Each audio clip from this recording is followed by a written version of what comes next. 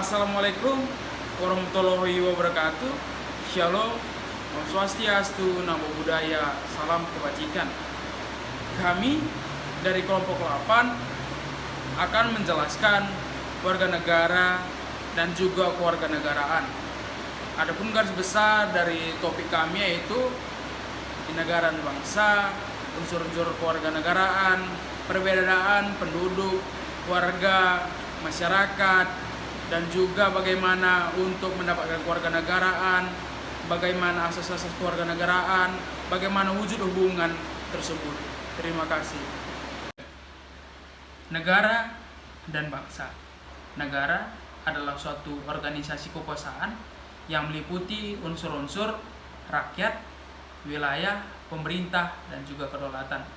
Sedangkan bangsa adalah kesatuan tekad dari rakyat untuk hidup bersama, mencapai cita-cita dan tujuan bersama, terlepas dari etnik, ras, agama, dan golongan lainnya.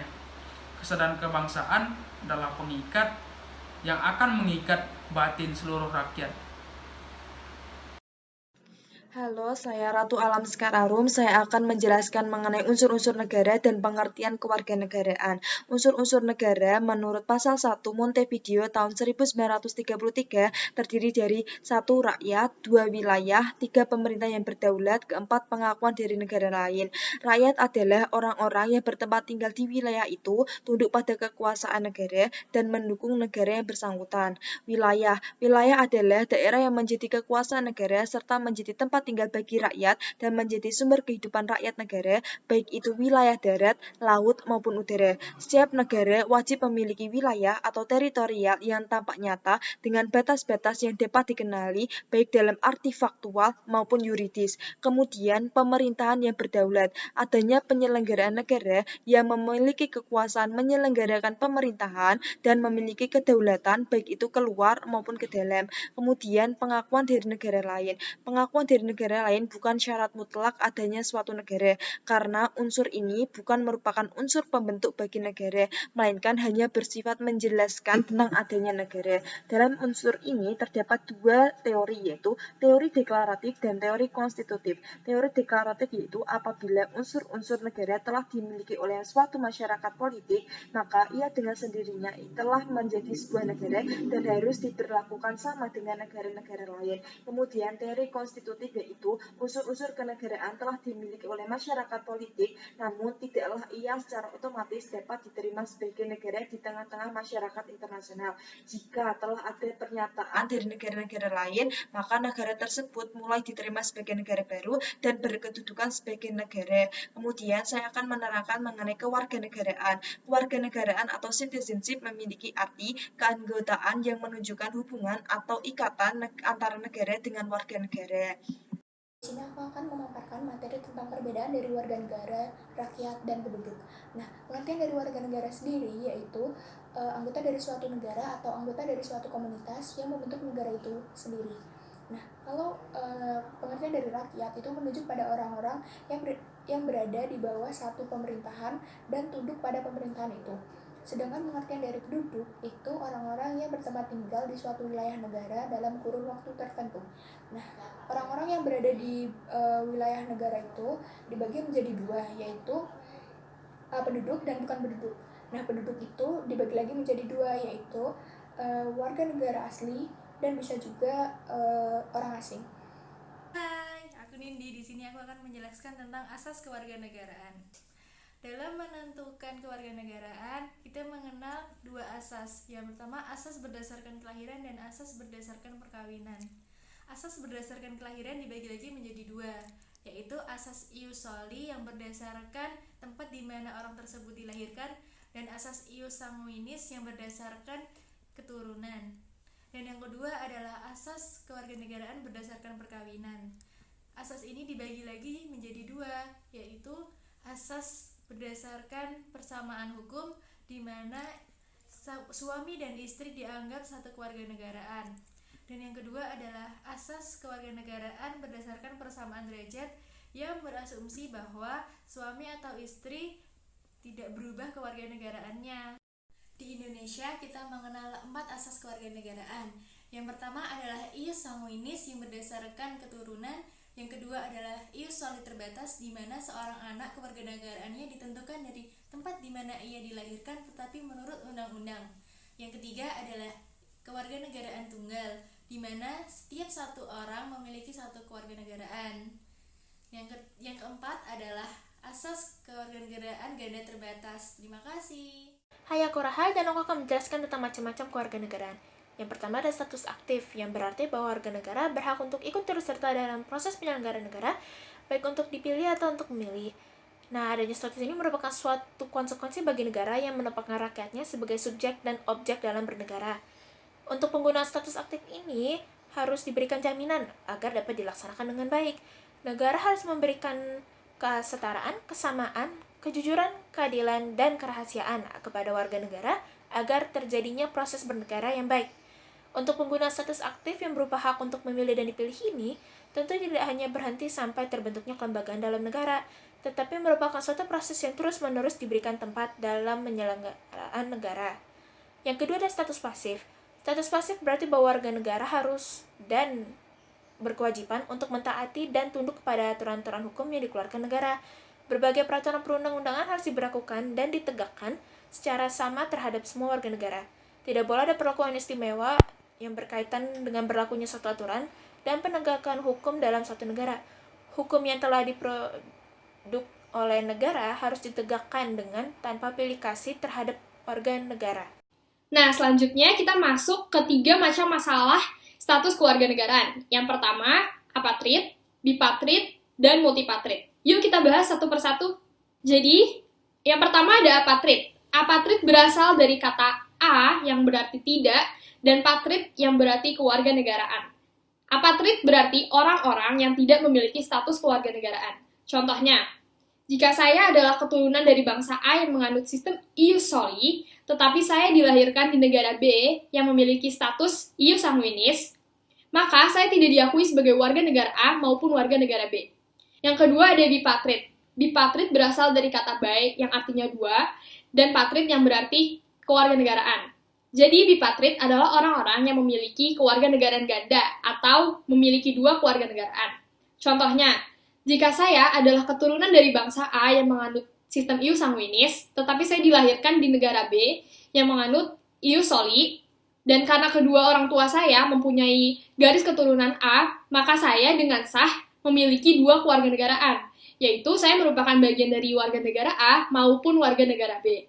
Yang terakhir ada multipatrid. Multipatrid adalah sebutan bagi orang-orang yang memiliki kewarganegaraan lebih dari 2. Contohnya, saya adalah seseorang yang telah memiliki kewarganegaraan ganda atau bipatrid.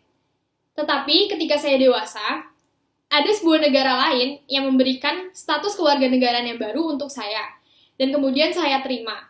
Namun, saya tidak ingin melepas kedua kewarganegaraan yang telah saya miliki sebelumnya. Maka saya telah memiliki 3 kewarganegaraan sekaligus, atau multipatrid. Nah, sekarang kita masuk ke pembahasan tentang warga negara Indonesia. Pertama-tama kita harus tahu dulu nih, apa itu warga negara Indonesia. Nah, pengertian dari warga negara Indonesia adalah orang-orang bangsa Indonesia atau bangsa lain yang berdasarkan undang-undang telah disahkan sebagai warga negara Indonesia. Nah, pertanyaannya, siapa-siapa sajakah mereka yang termasuk ke dalam warga negara Indonesia?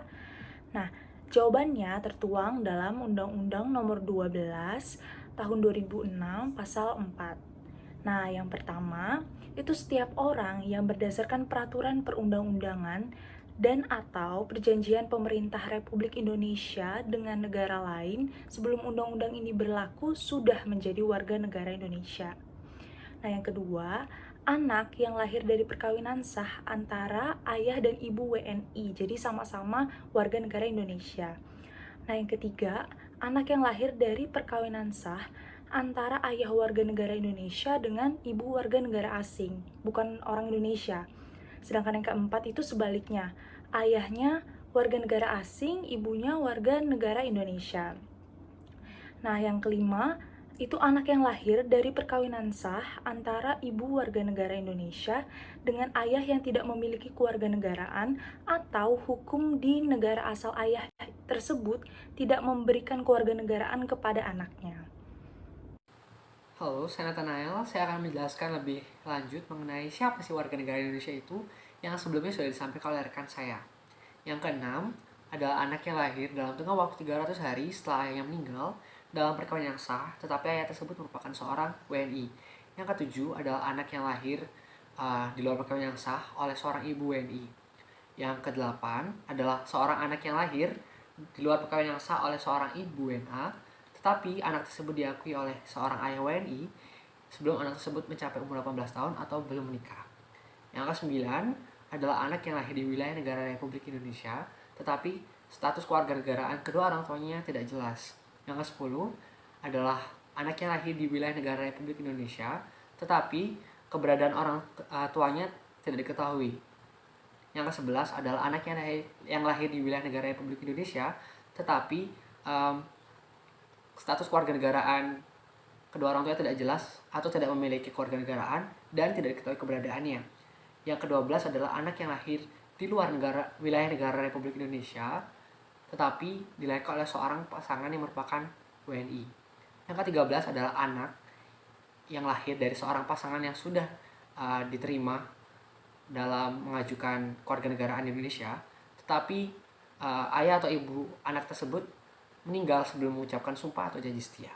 Terima kasih. Nah, sekarang aku akan menjelaskan tentang 5 cara memperoleh kewarganegaraan Indonesia. Yang pertama adalah keturunan. Jika kamu memiliki orang tua yang berkewarganegaraan Indonesia, maka secara otomatis kamu akan mendapatkan status kewarganegaraan Indonesia. Yang kedua adalah pengangkatan anak.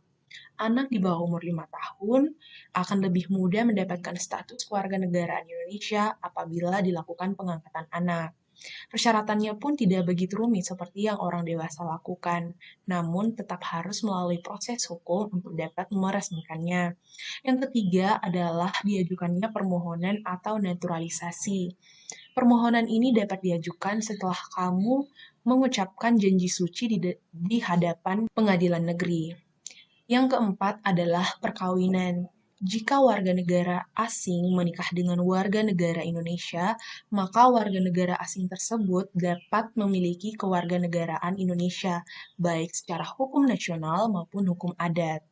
Namun, hal ini dapat kamu lakukan apabila kamu telah menjalani 1 tahun pernikahan.